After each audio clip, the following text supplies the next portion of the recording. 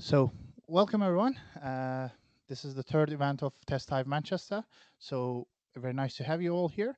My name is Alper. I'm the founder of Test Hive and uh, one of the hosts of this evening. So, I'm going to talk about BDD and testing as in general tonight. I'm not going to dive deep into the specifics of BDD or testing itself. I'm just going to make a demonstration and a introduction in what we do when we talk about BDD in testing and how those two relate to each other. So this is I don't plan this to be like a I don't know, a talk or a presentation style. It's just informal. So just please pause me and stop me at any time you want and ask me questions if you need any clarification or if I'm uh, if you don't agree with what I'm saying. So just let's keep this intimate. So I have some slides. I'm not going to rely heavily on them. They're just going to be some introductory again pointers to the topics that we're going to talk about tonight. So after that, I'm going to open my IDE and show you some examples about what I'm talking and try to make it more physical. And then, as you will see, the, the basic framework, or not the framework, the basic template, project template that I'm going to use is already available in our GitHub account. So you can fork it or like clone it and use it. So yeah, let's get going. Let's have a quick run through the slides and see what I'm trying to see here. Now, this is a basic structure of testing processes that we follow in most of our projects. Uh, it's basically about like review story and acceptance criteria means like we kick off the story itself and then we have reviews around the story to make sure that story is testable, the invest principle and all of those things. It's testable and it's okay in our terms, in testers terms, so we don't see anything wrong with it.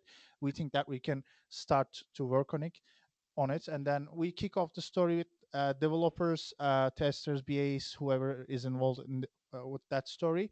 You can have more information about this in our previous talks, first two talks about. And then what I'm going to talk about tonight is mostly about this part, like after kicking the story off and then having this dev box like explorators and reviewing the test structure. About this having a same language between devs, QAs, BAs, and then in the automation itself, how to include that conversation in our test structure.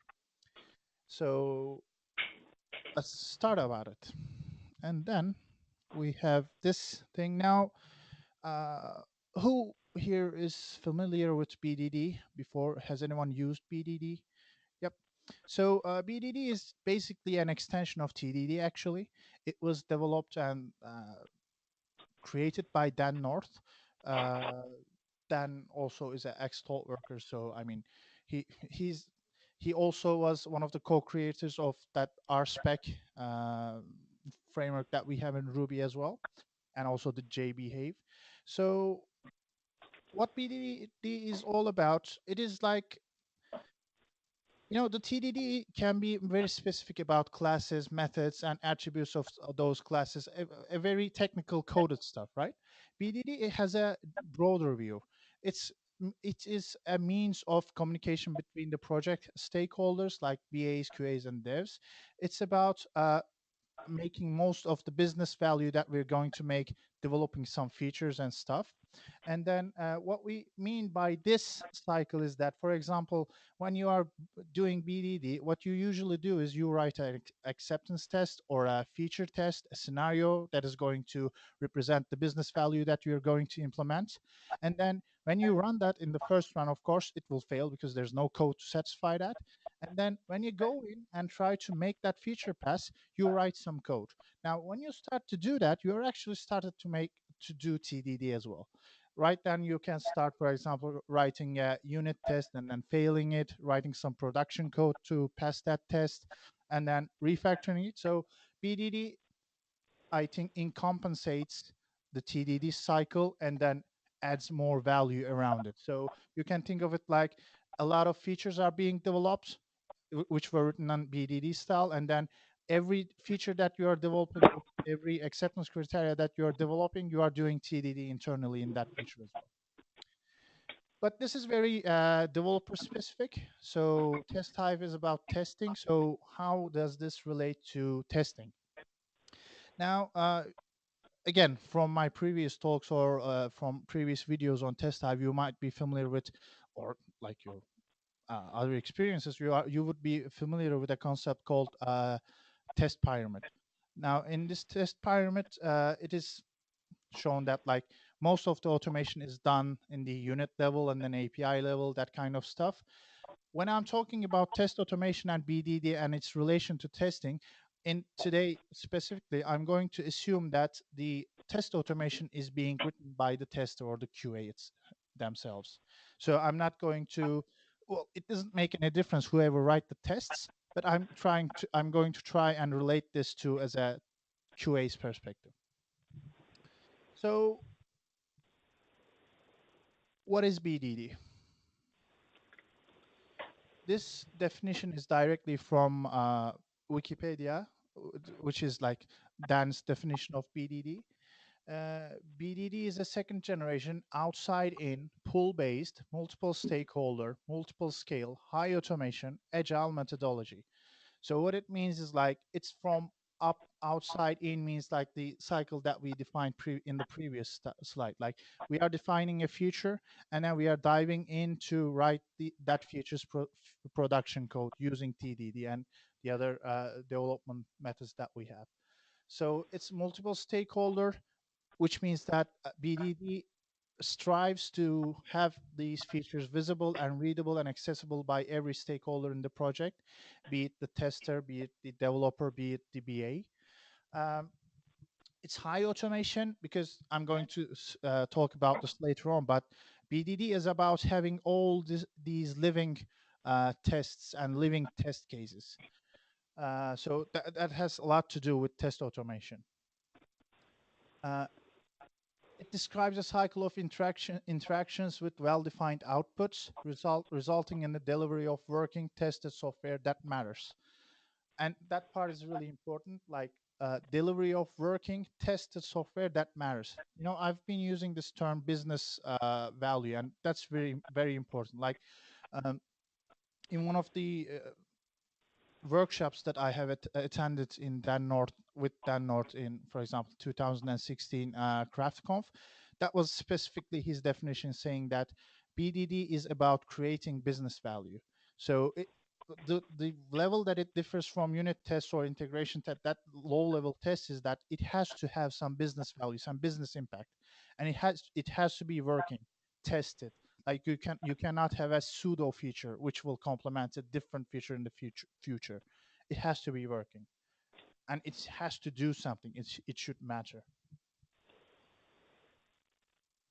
and it's a collaboration to create business value. Actually, I mean, you could have written this in many like programming languages without using any more levels to it. You can just write your functions, you can define your methods, that kind of stuff. But this gives you a way of communicating between all the project stakeholders.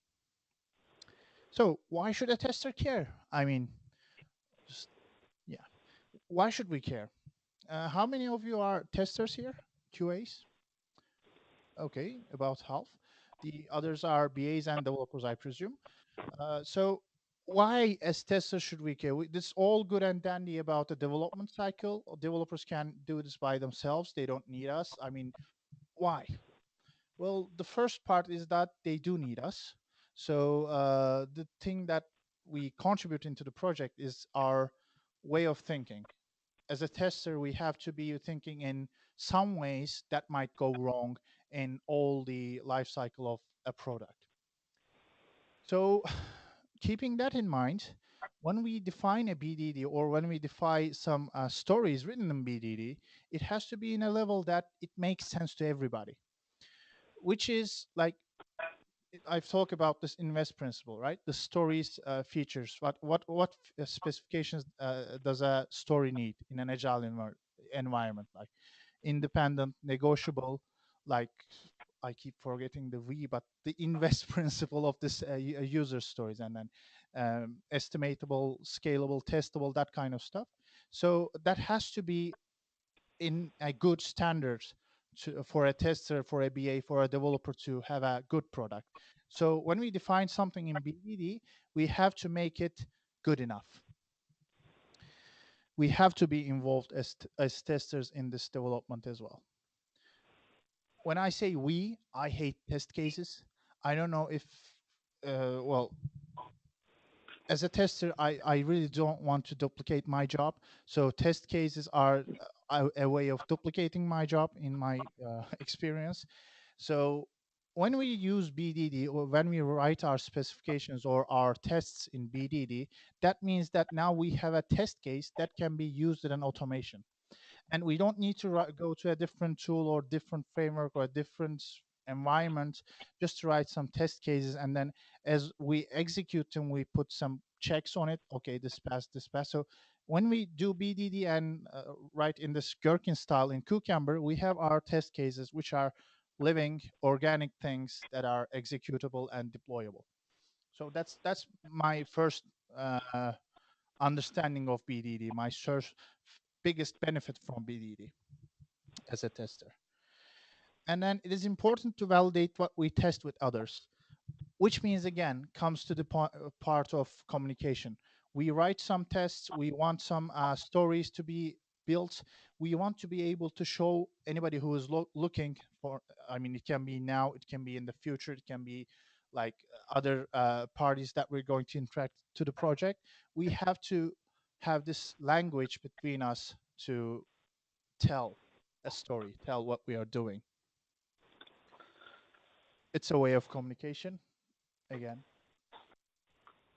and it really does provide some nice tools. Now, BDD itself is a method, an approach to software development, but most of the time when we use BDD, it brings along, I mean, the tools which provide BDD style development. It also provides us great tools for reporting and making our tests and executions visible, and it makes automation more fun, at least for me. I mean, I have I have used a lot of tools in automation. Like, I still remember the days when automation was called record and replay stuff, when we had HP's QTP and IBM RFT. We were just recording some stuff, and then it produced some scripts. We were going trying to like modify those kind of. We were so limited to the capabilities and the talents of that specific tool set. When we do BDD, and when we do, I mean, when we use a language like, for example, Ruby, as I'm going to show today, it makes it really fun. So that's one of my reasons to adopt BDD as well. All right. So this is the gherkin syntax.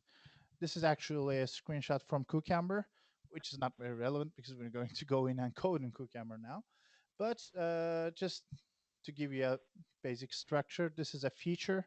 When we say feature, we are talking about it can be one story, it can be multiple stories. Feature is something that makes sense in all those scenarios altogether. What I mean is, for example, let's take a product update page in a certain web page.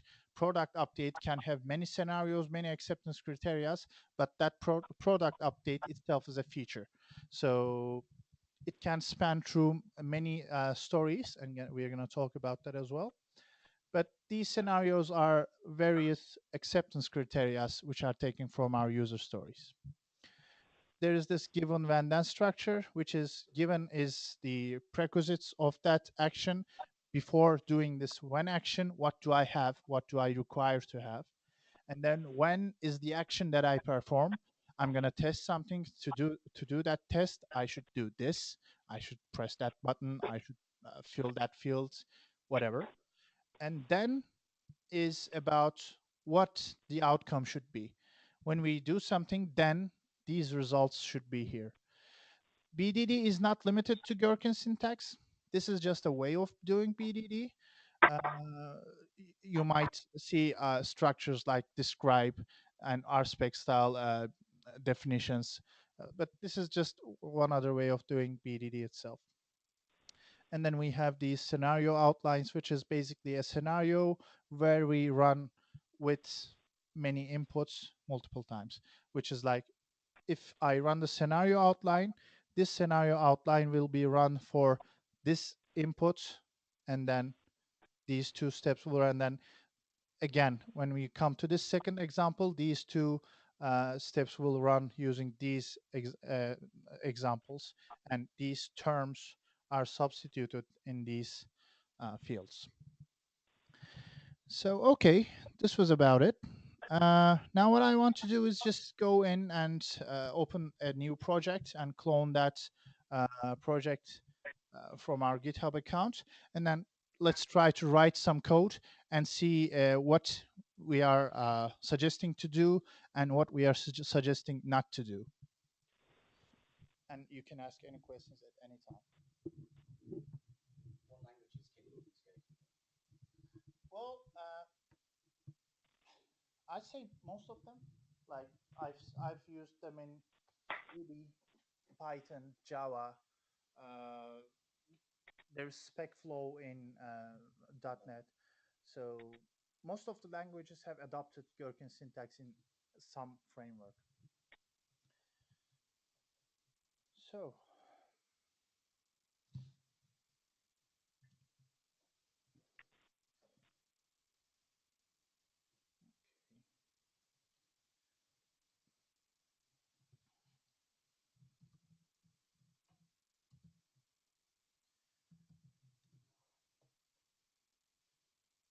okay, what I'm going to do is I'm going to open our GitHub account from here.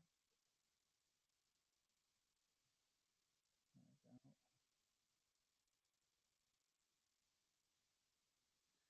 So this is our GitHub account. We have 4 projects at the moment. I'm going to just clone this template here.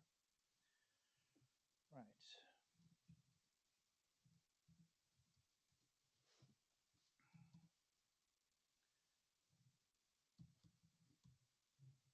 Right. I'm just gonna do a git clone.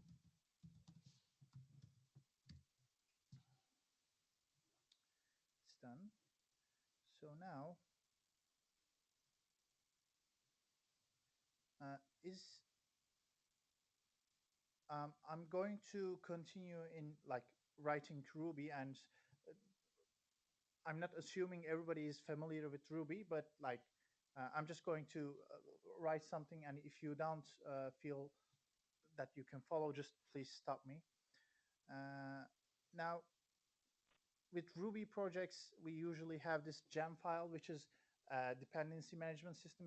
Basically, when we use that, it just pulls all the dependencies it requires for the project to the system in order to project to run correctly. So what I have done is I have just cloned my project here, and I'm going to go into it, and then there will be a gem file, as you can see. Now I'm just going to do a bundle install here, and what it will Possible what you're doing there to put it on this screen as well? um, well, You could maybe zoom in. well, I mean, the thing is, this is not connected to my PC at the moment. It's connected to Ellie's PC account, so I can't switch the screens at the moment Zoom in. Zoom it in. with this one. All right.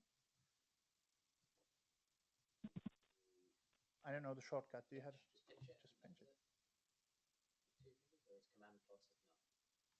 Command, and then plus is a shift. All right. Ah, that, Is it better? that's a little bit better. Yep. Cool. All right. So I'm just going to bundle install, and what bundle install is going to do is it's going to pick up that gem file, and that gem file is going to include some information about the requirements of my project, gems basically, and then it's going to fetch all the gems that are required for that project and then install them. Could you just do a touch on that gem file? Since Yep, sure, I can show you here. I think you can actually pinch in IntelliJ. Yeah, I did that. Yep. So this is the gem file. What it has is it's defining a source where it's going to pull the gems from. This is my Ruby version, and these are the gems that I require to have in my project in order to run it. So let's close this and open it from the And start. Cucumber's the Ruby one, isn't it, for the gherkin, right? So Sorry. Cucumber is the library that allows you to run the Yes. gherkin files to Yes, start it to is. It contain is. the features. As far as I know, Cucumber was the first library to be developed in this gherkin syntax. It was developed for Ruby, and then it was adopted in many languages like Java and Python, whatever. So it was kind of the first. So what we have done, we have pulled our project, and then we have loaded our dependencies in. Now, with any IDE that you have, you can open that project. But I'm going to just use IntelliJ here. So I'm just going to find it on my desktop, and so that's, Alper, when you pick the language, are you committing to do all of your gherkins in the same language, or can you mix and match? well, I mean, gherkin itself can be written in any language that you Yeah. have, but if you're going to define your step definitions, it has to be in one language. I mean, Okay. in one project, you can have different gherkin feature files, for example, different in different Yeah. languages, but Okay. all other languages have to have their step definitions as separate. That was what I was asking. Yep. Okay, But, cool. but normally you can share things across them, so Excellent. it's probably more advantageous to like pick a language for a given project Yep. for them, I would say. Okay. So this template project is actually quite cool. What it does is it has its own screenshot feature, like it has its own HTML reporting. For example, when a feature or scenario fails, it embeds a screenshot into the HTML page itself, so you can use it uh, very easily. Let me just edit the run configurations here.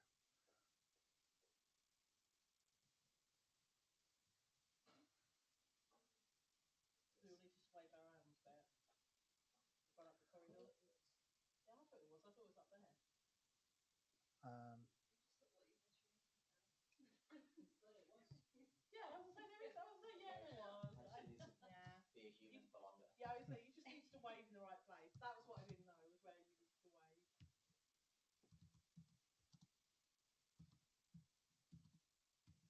this is Cucumber stuff. It's not related to the IDE that I have. What it has is when you want to run Cucumber features, you have to use the command Cucumber. What this run configuration does is it just appends these parameters behind that command. So what it's going to do is it's going to display a pretty format as output, and then it's going to display a second format in an HTML file called, what do we call them? HTML report.html. So when a test runs, its results will be reported both in the console and secondly in the HTML report. So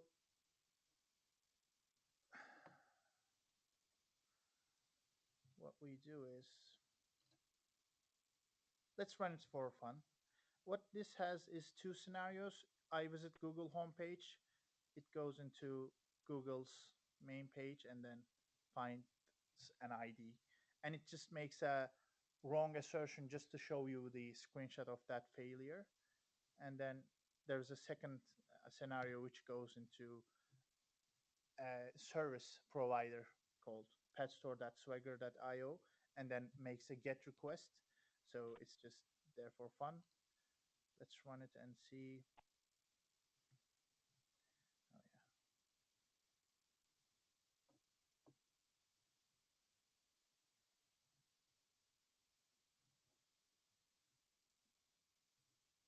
I haven't specified the SDK for that project.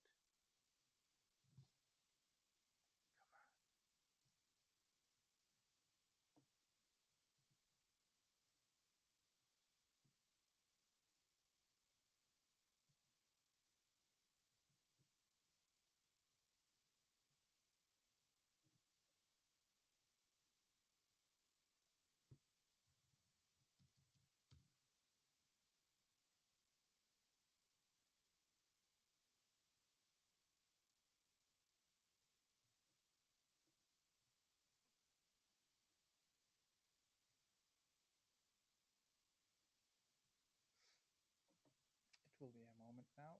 It's indexing. All right.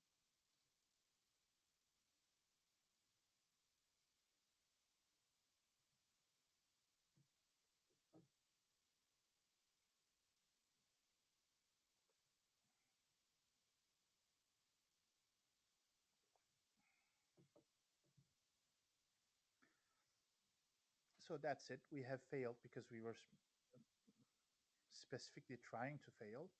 And let's open this browser in our favorite one. Yep. As you can see, there's a screenshot of the failure. If I click this, it will expand and it will show me a failure. I mean, this is just a templating that you can use in every project. All right, now let's Why was Chrome your favourite to do that in? Was there some reason it shows up better? no, Or? no. I mean, you can select anything that you want from your open in Okay. browser. Firefox is I just use Chrome. Okay, That's my fine. favorite. It was. Didn't know if there were some features to Chrome that sort of like. No, not no, no, no. It will display the same HTML in. So when you ran that, it ran the scenario, which Mhm. is line 7, which is it visited the Google homepage, and it ran some code related to that given line. Yep, Yeah. So given a exactly. visit Google homepage, Yep. ran the code in that common step style. Yep, we are just gonna write them right now from the scratch. I was just trying to Yeah. demo the template itself. So what it does is exactly as you say. Because I used run this feature in an entirety, it just ran all those two. What it does is it runs this scenario and then it runs every code that is associated with this givens, whens, thens in the back end, and it's a Ruby code which has Capybara functionality in it. Capybara is a web testing framework written in Ruby.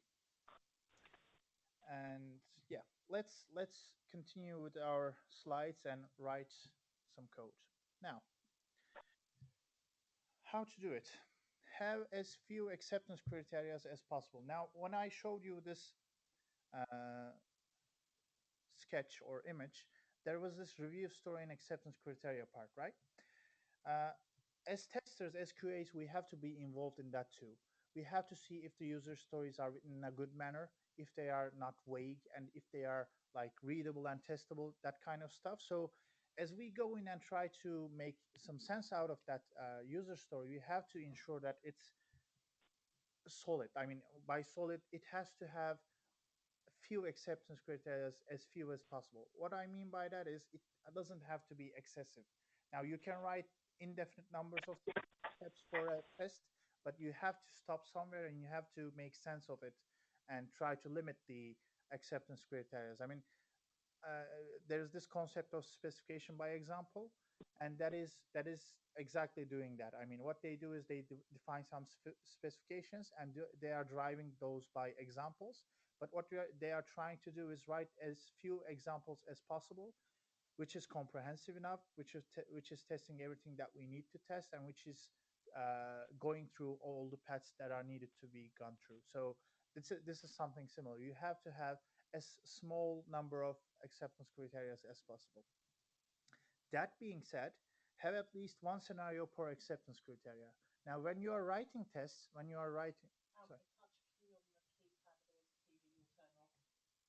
On the Okay, touch this test. one. Yeah, it doesn't really matter what you press, but Was it that? that. All right. So when you for example write a story for, let's say, a login page, right? It has a username and a password and a submit button. Now what you will have is, for example, a scenario saying that username does not accept special characters, dash, underscore, whatever, and then it has to be six at least. The username has to be 6 characters long, and then if user doesn't fill that, we're going to give a validation error or some kind of error message, whatnot. Now, when you have that scenario, you can have much more than one test for that one, right? Because what we describe is like it will have a warning message. It can't be blank. It can't be left more than like 3 characters. You can have many tests trying to satisfy that acceptance criteria. But you must have at least one scenario per acceptance criteria to do that, which means you don't miss anything defined in the acceptance criteria. There are things that might not be suitable for automation. Let's say, for example, the uh, well, it wouldn't be in a user story, but some acceptance criteria can be in a non-functional requirement, saying that the usability should be, it should satisfy the usability measures that we track, or it should be usable, which means that it can't be automated very easily. But then everything that you can automate easily has to be represented in at least one scenario. uh, Make it readable and intelligible. Okay, now I'm just going to delete this one and write a scenario, and pinch this up. There we go. Is it okay That's better. now? All right. Now, scenario test Google search. Now, given I go to home page and I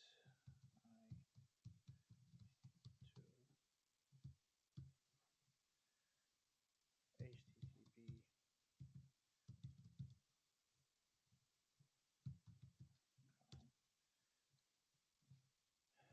when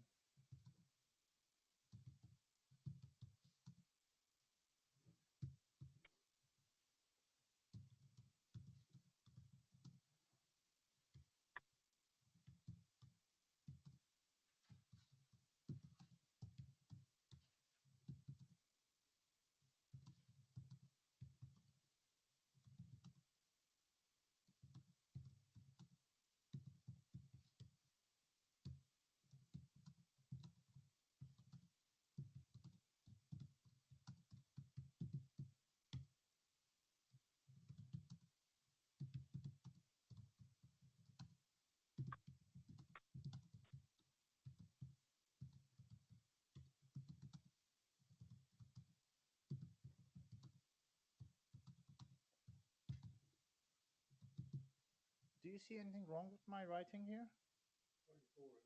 It is. And it actually is not a user story. No. It's just defining some actions and some vague actions, actually, just trying to explain what it's trying to do. So when I say make it readable and intelligible, you have to define it in a mm, like humanly manner that is easy to understand, easy to comprehend, and easy to maintain. Now, I can write this thing, it will work, it will not be an error, it won't have a bug, but it is not very maintainable. It doesn't have the basic qualities that we would expect from a scenario or a test that we have. So what actually are we doing? Given I navigate to Google homepage, when I search for term, search this, then results should contain a link with text, search this. I don't know if it's going to be the case anyway. Like, I don't know if there's going to be a link with the text search this in it, but this is the point. Like, what we are doing is we are going to Google's homepage, we are making a search, and then we are expecting something. You don't have to define every action that you're performing in your tests in a separate sentence. You have to give some instructions about what you are doing, some summary about your action. So when you define, for example, if you are defining a Google search or submitting an entry into Google search with 5 steps, I think something is going wrong. I think what you should do is you should just tidy this one up. And then this is one of the things. I mean, very easy to understand, very easy to comprehend, and it's very reusable too. Results should contain a link with text. Search this. I can use this one anywhere. Like I can say this. I should see a link with text Alper, for example, and then this one. I search for term, search this. If I change the search this, let's define the step definition so you can easily see here. So you see now my IDE has understood this as parameters. So if I write this again, just copy it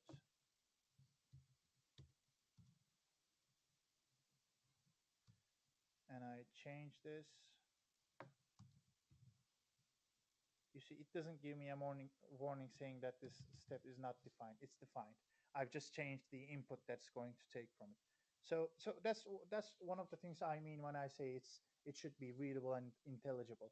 Now I've seen cases, for example, in BDD who are trying to do this. Suppose that you are testing a web service, an API. All right, what they have done in the gherkin syntax is they have given, I submit this request with these JSONs. They have literally put their JSON file into this feature file, saying that I call this service with this JSON, which is again correct. It will work, but it's completely out of the context. I mean, it's not the purpose of BDD to do stuff. You should keep the technical detail, the detail that doesn't make sense to the stakeholders in your code, and you shouldn't pollute this area. It should be very easy to read. Now, it's very easy to do this in Ruby. Java is somewhat different. I mean, when you are using gherkin syntax in Java, you still have to comply with the object-oriented principles and the method definitions of Java. Whereas in Ruby, this is a dynamic language, and it doesn't really have to have any uh, limitations in terms of writing methods or tagging or that kind of stuff. Right. So let's go back. What did we say? Make So it. just make sure, because it's new to me. Sure. So what you've typed in real language in that top right box Mhm. is actually behind the scenes is turning that into actual Ruby code that executes it. It does. Is that what was at the bottom? It Okay. definitely does. So we can, let's quickly write the code behind this. Let's say visit Google,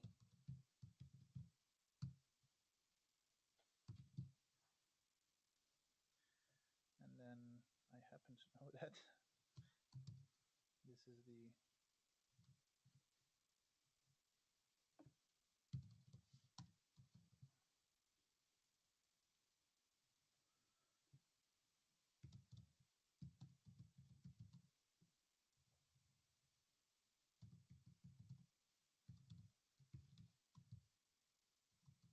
So when I write this 3 lines of code, does anybody have experience in Ruby here? Okay, so other than you two, who can explain what I'm doing here in this line? Visit http google.com. Oh, sorry.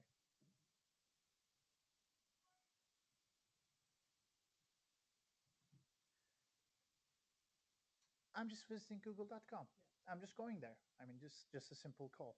And then what does this line tell to you? Find by ID lst-ib dot set arg. What I'm doing is I'm finding a element, an HTML element, a page element with an ID lst-ib. This is the ID that Google uses for their text area in the search text box. And then I set it with the argument that I have passed from here. This is the search this task, or Alper in this case. And then I set that area with that argument. So this is the thing I love about Ruby and Capybara itself. It's So then that'll fill it in, won't it? exactly. Yeah. It will just find that corresponding element with that ID and then fill that Yeah. text box with this argument. And then page should have text argument. The argument that I pass here should be on the page.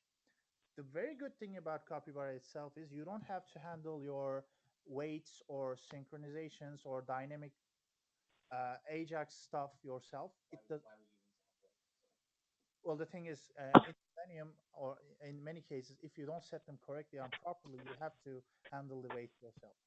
But in this one, like there's this configuration that you set.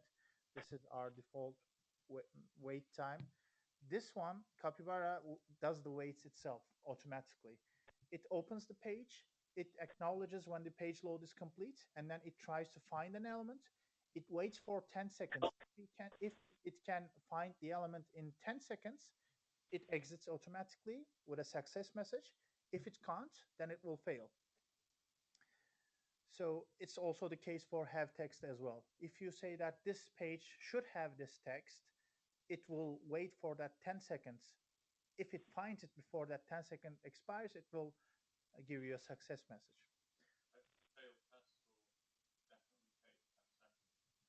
Unless you are making an assertion out of that finds.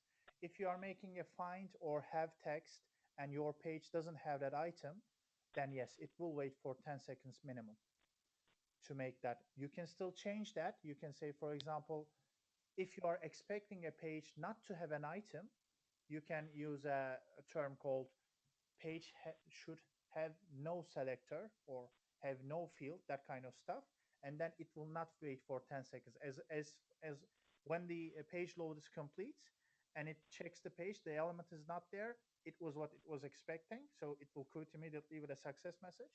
But if you are finding something, that is the logic it uses. Like if you are searching for something, it waits you. It gives you a grace period to uh, to assume that item might appear in the 10-second it uses. Yep. Yep. Exactly. Exactly. Yeah, like if you do a search, I think it was on Google, was it, when it maybe started, and there's like a spinner, Yep. then you need to wait until the results appear. Yep. So this is trying to give you that gap, the hope that it will appear on the page at some point, but the information might be coming from somewhere else. It might take a little bit longer. Yep. You can adjust that, so you can put it in the end. If you were like 10 seconds is just way too long, we always come back with two. And you might say, well, we'll make it five just in case. Here you can pass this, for example, wait. Yeah, that's the same. If I can get out as well. There you go. So if you pass this It's there. if you pass this wait parameter into your test or your find or have text, whatever, it will use 2 seconds for that command specifically. So let's try this and see if it works.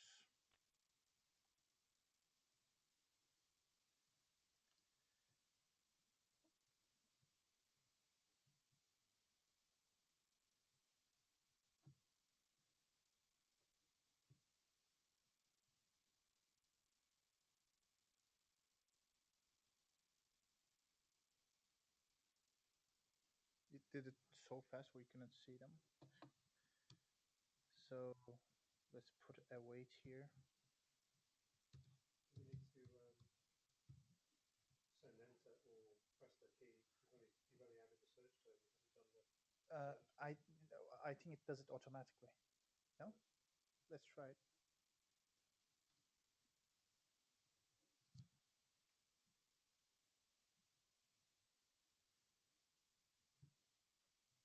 So that sleep is a method that'll make you wait for 2 seconds. Yeah, it's a static wait that we're gonna use. Yeah. No, it didn't. Yeah, you're correct. And the reason that it didn't fail is because we have filled that text box with the term that we have used. It was a negative, sorry, false positive. It thought that the link had that. So, Another frosted test. yep. Sleep time. So yeah, let's set that, and then we can either send enter to that text or we can press the search button. Which one would you like? Let's just do the, sorry, The simplest. the simplest. All right. Let's see.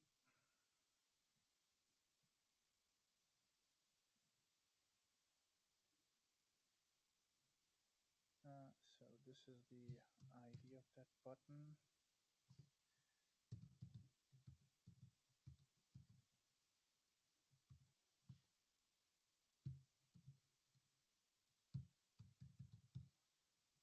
All right. But still, let's see what happens when we do this manually. And then there's this search this. There's a search site, this link, for example. Let's try to assert on this link. Let's say that there has to be an anchor. Page should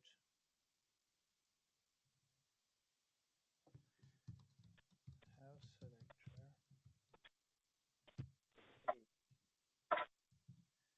with texts. Right. So the page should have an anchor with the text that we have passed. So let's run it.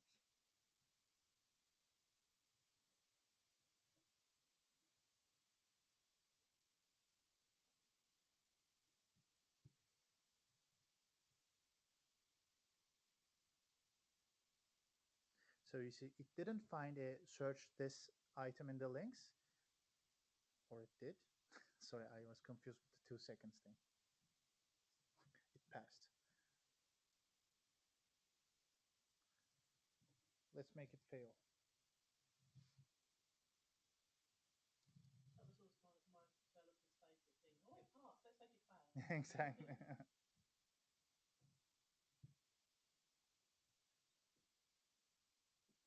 this one.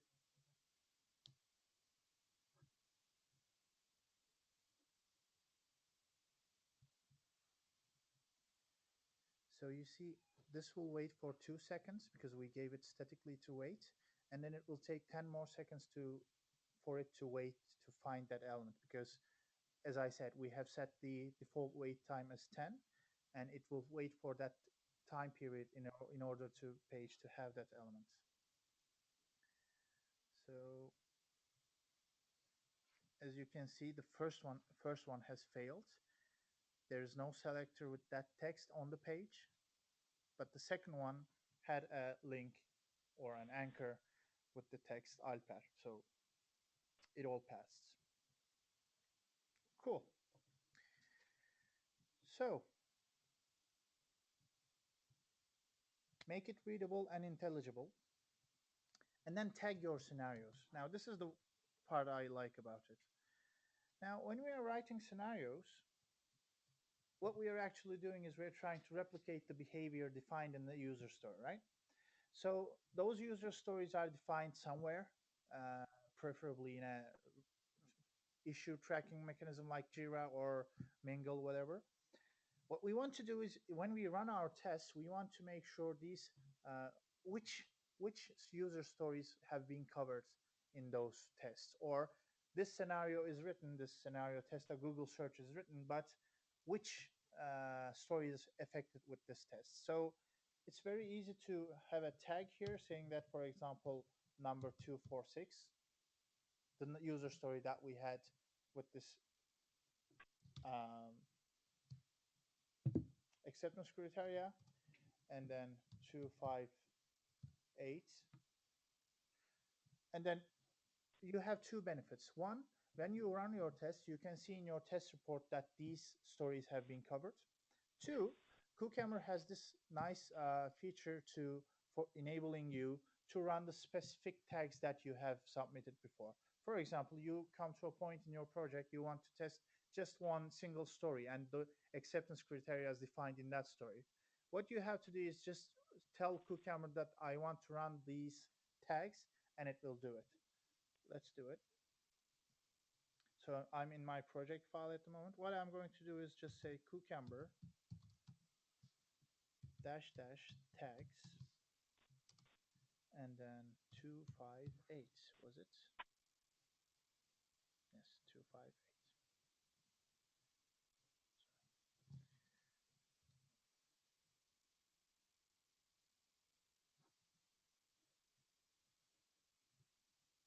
So it opens.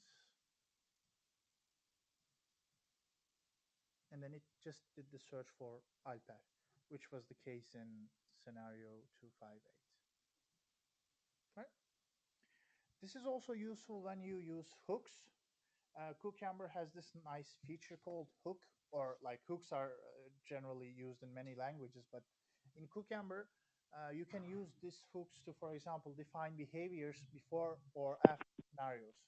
If you write a, for example, hook like create customer, sorry, create customer here, you can tell Cucumber to recognize that tag, and before this the scenario that has that tag, you can execute certain code in order to, for example, create a default customer for your test.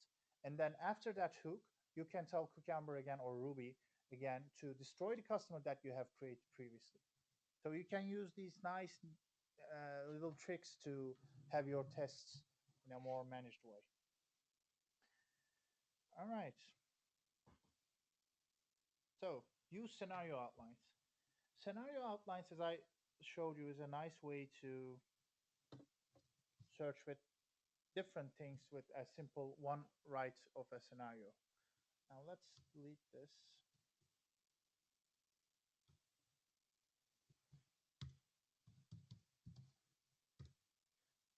and then, sorry.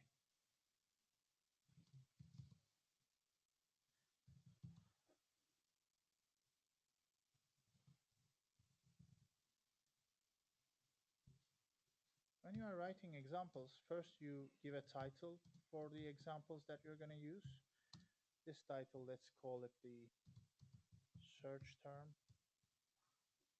And when you are using them, you can use as such.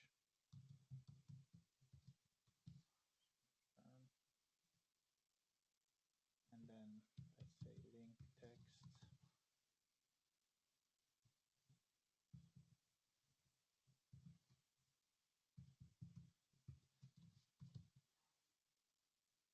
So now we have defined them.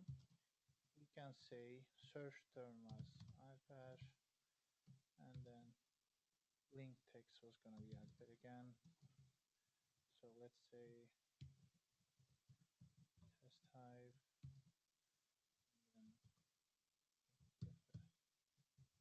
testing text is suitable. What it does is it runs this scenario substituting this search term for this one, and then link text with that one, and then doing the same for the second set of examples.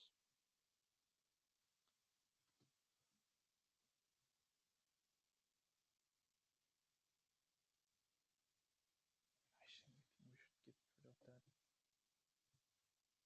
2 second test.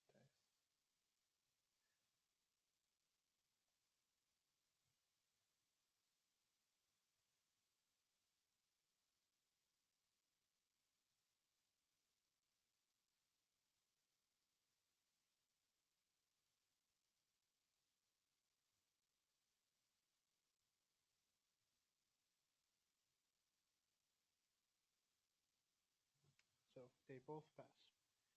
This makes the this makes your feature files less complicated, less cluttered, and if you are using the same scenario over and over again for different sets of information, different sets of data, it's make it very easy to write and read the tests as well. So please keep in mind that these, when I say tests, what I'm actually talking about is the requirement itself. So when a BA opens this one and reads it, they can understand that what's going on here. I mean, when you are writing a unit test, I mean, I'm a software developer in a background. Sometimes when I go into unit tests, I myself don't understand what's going on. But like in this one, this level of high level storytelling, it's very hard to miss what's actually going on. So this is the last aspect that I'd like to suggest as in how to do it. Now, how not to do it. As I said, don't capture all actions step by step. I mean, if you're submitting a form, for example, Just say submit form. If you're going to use some specific data which is going to differ between test scenarios, then use only that data's description. Don't use every action that you're going to input this field, press tab, input that field, press that button, click that thing. Just tell what you're going to do. I'm going to create a new customer. I'm going to delete that customer. I'm going to amend that customer details with this set of data. That level of understanding is just enough for people to understand what test is going on. Don't use vague language like, did I spell that right? Vague is going to be SR. So it shouldn't have things like the page should load fast. What is fast? How do you define fast? The page should look good. The page should be aligned with what? It should look good as how. So that kind of things that you really need to avoid. And um, I, like it shouldn't be a scenario where you say, okay, I have read this. What does it mean? Like if you are involved in that story in the writing process and the development process, like in the analysis level, then you will have that information beforehand and try to avoid having vague statements or having wrong, inconsistent statements in there. Don't hide business valuable information in step definitions. This is very important. For example, um,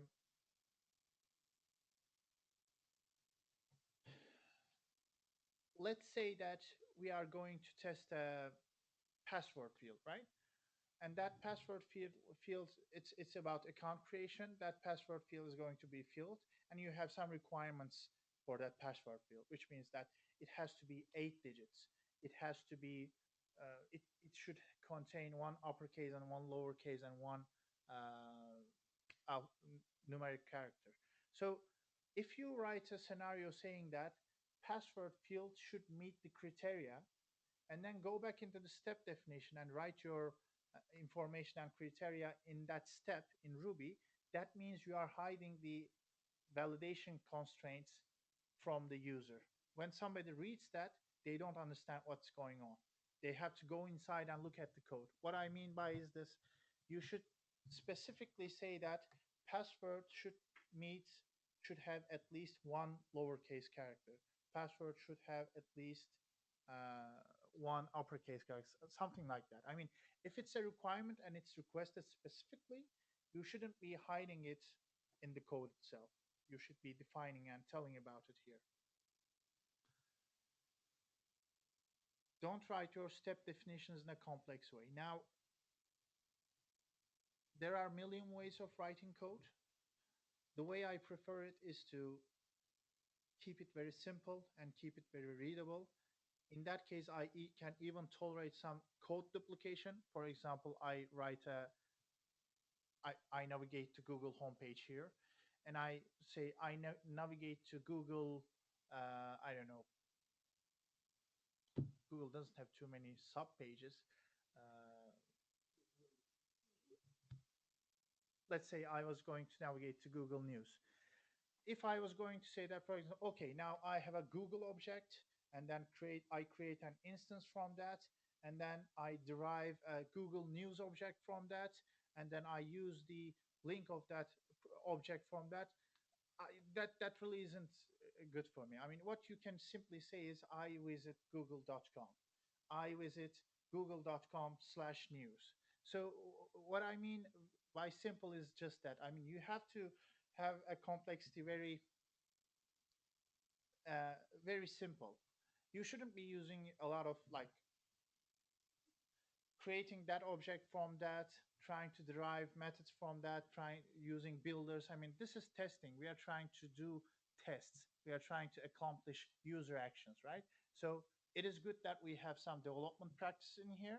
But if we try to complicate the code in a way that a user or a tester goes in and can't understand anything from it, then it's kind of diverting the purpose.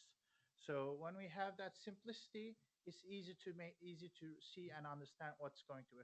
Yes, it's going to be hard, a little bit harder to maintain, but then I can tolerate that in. terms of understanding and reading. So, other than that, that's it actually. Thank you. Um, any questions?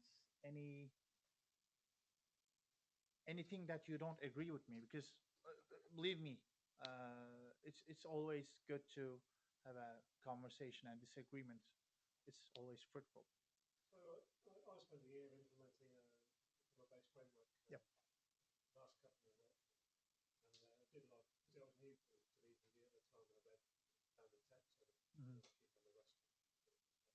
One of the things they really emphasised there was the communication to the point of using domain and domain specific Yeah. language, DSLs. but using the business manual Mhm. effectively. Mhm. So I was working for a travel company.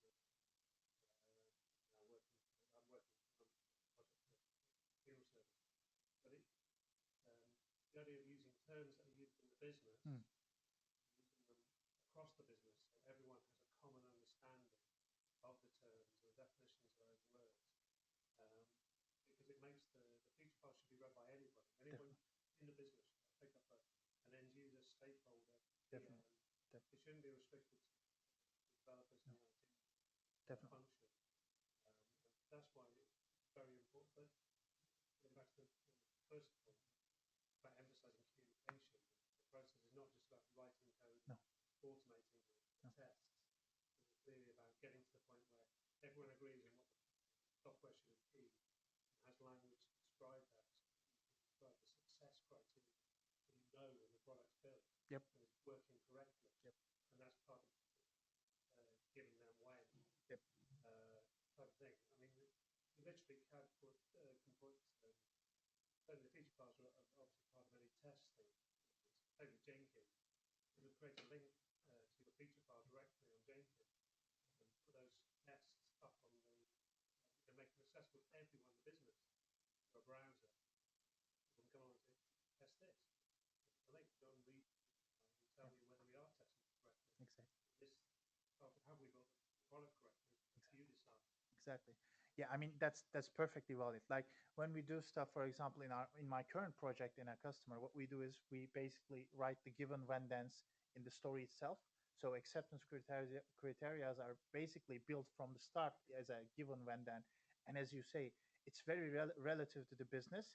I mean, it's not up to us as technical people to say, okay, this is the right term to use here. It's up to the business and the people who are going to like get the business value out of it to define and set the terms correct. So it's very important in the company to use the right term. For example, one source of ambiguity is that, for example, a term can be used with the same meaning in a different wording by someone, and then in the next story it can be used as a different word.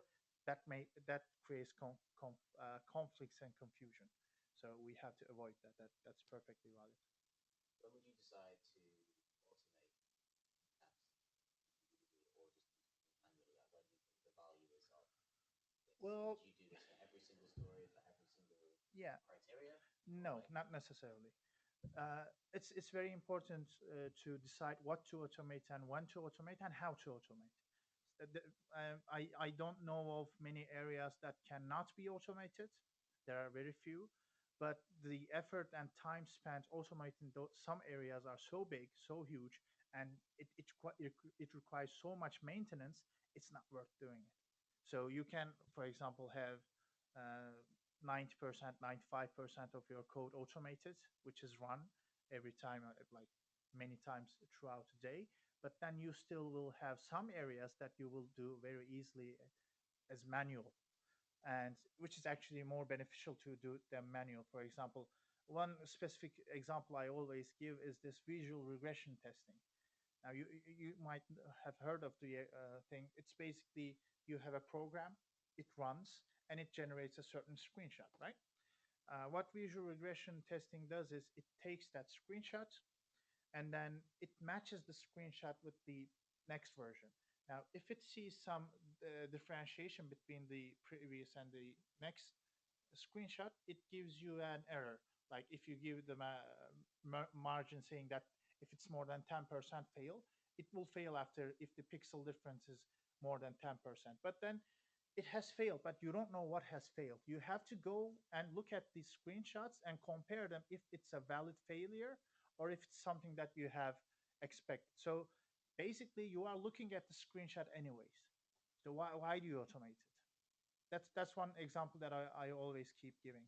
So there are some areas that you can automate, you can get some benefit out of, but is it worth doing it? You have to assess that.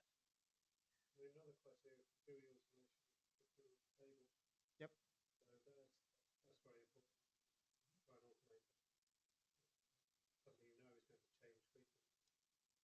It's a waste of effort. Yeah.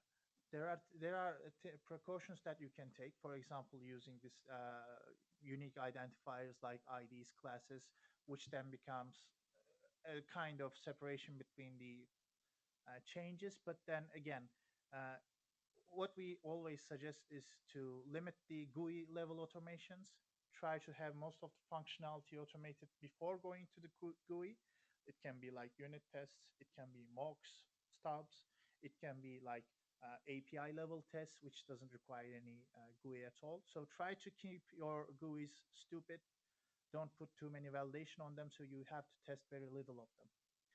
Again, GUI automation is very expensive in terms of like time, in terms of sources, speed. So you have to limit the number of tests that you have in GUI level. And I know that we have some BAs among us. So do you think that it is readable and has anybody used this gherkin syntax as a BA before? Do you think it's readable and it's Yeah, understandable at least? I think that's what I like about it. It's kind of easy to understand what we're trying to say. Right. So, yeah, my main thing is because agile and the collaborative development is something that's collaborative. It's always good to sit down from the start with BAs when they are building the story, when they are because given when then can be sometimes limiting. You can't always fit every acceptance criteria in a given when then situation.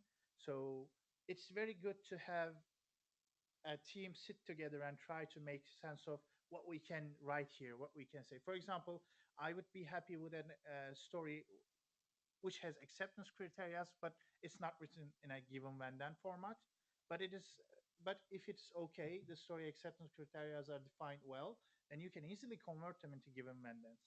So that's one of the things. You should always keep in mind that you as QAs or the devs are not the only ones who are reading this. If business people or analysts are not reading this given when then you don't need it that much. You can easily write your code readable and that kind of. This is all about the collaboration of the business and the technical people. So it is. Uh, No, it's like a backlog. So the BA that reading the story and those criteria mhm. with the testing and the acceptance criteria, you write it together. It doesn't have to be rewrite it together. Like it has to be something like we always use this term pairing. Like as QAs, we pair with developers. Developers pair amongst themselves to write code. So we can pair with BAs in specific times to have a look at the stories. If they are writing a story and they are, for example, how should I write this? How should be more testable?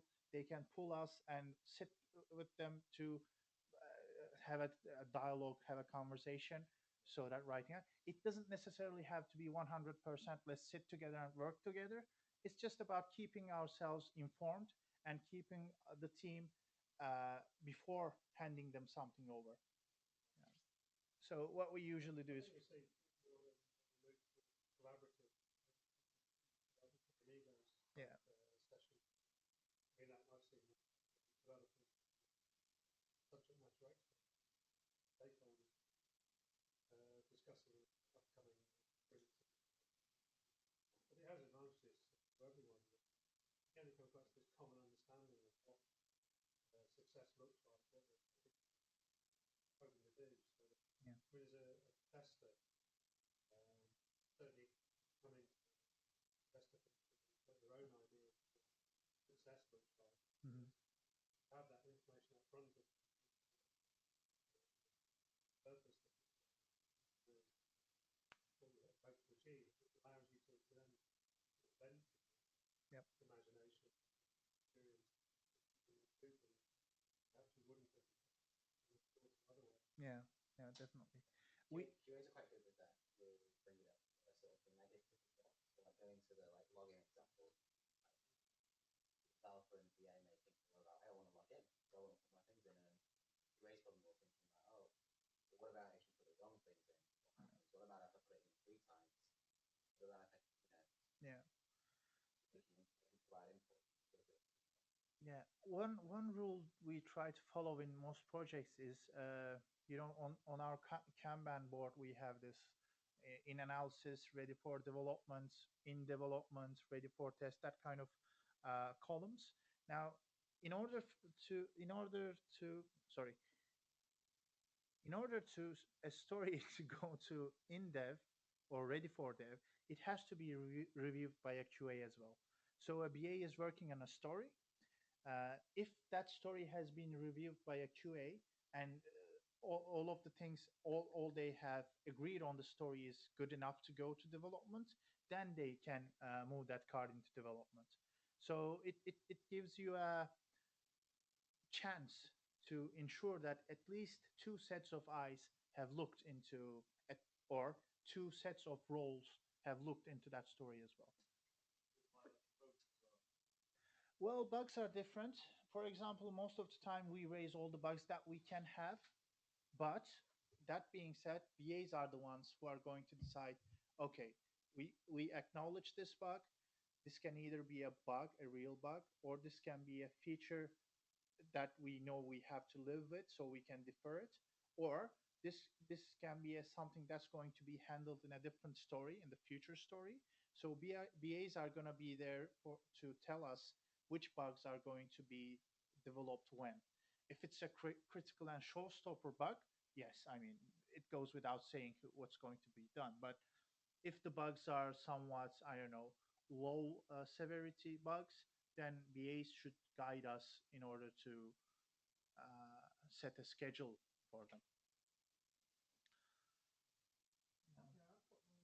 Sure. So, this might be you not really understanding how it works, but when we started with doing it in your time, it was wrote the given you the when statement, and then we went in and wrote the code in root behind it.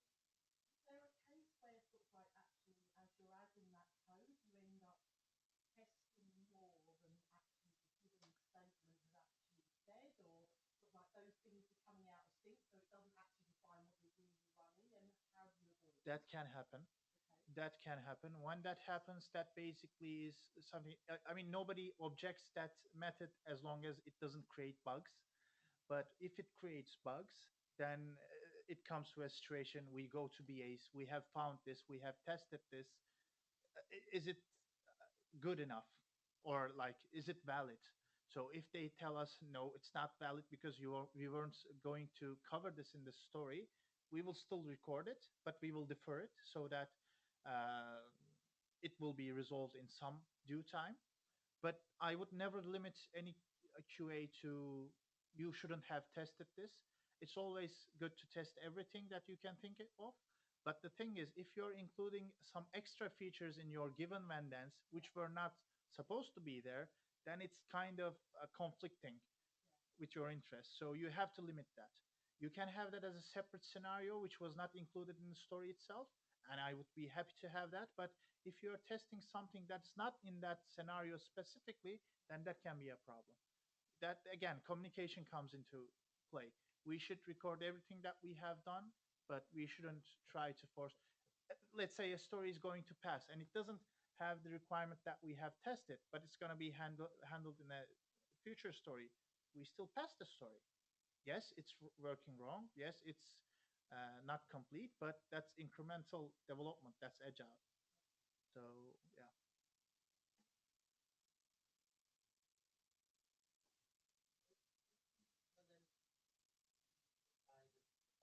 No, not at all. Cucumber, what we follow is, for example, as I said, in the stories, we have this given when then statements. Uh, when development starts, we actually start as QA start to write the automation scripts with them. I mean, when the development is being done at the moment.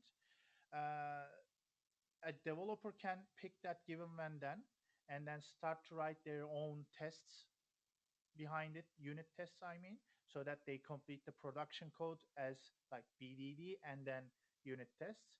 When their implementation is complete, SQAs, our automation scripts will be complete as well, and then they can pull that in their like local machine and then run their code against that BDD test or acceptance test, and then see if it passes, if or if it fails. So it's not used only by QAs. It's visible to everybody, and everybody tries to satisfy that behavior. There's a concept called BDT, behavior driven testing, but it is not only related to testers, and it shouldn't be actually. If it's just relating to testers, then it's out of the purpose again. Mm, yeah, thank you very much. Great. So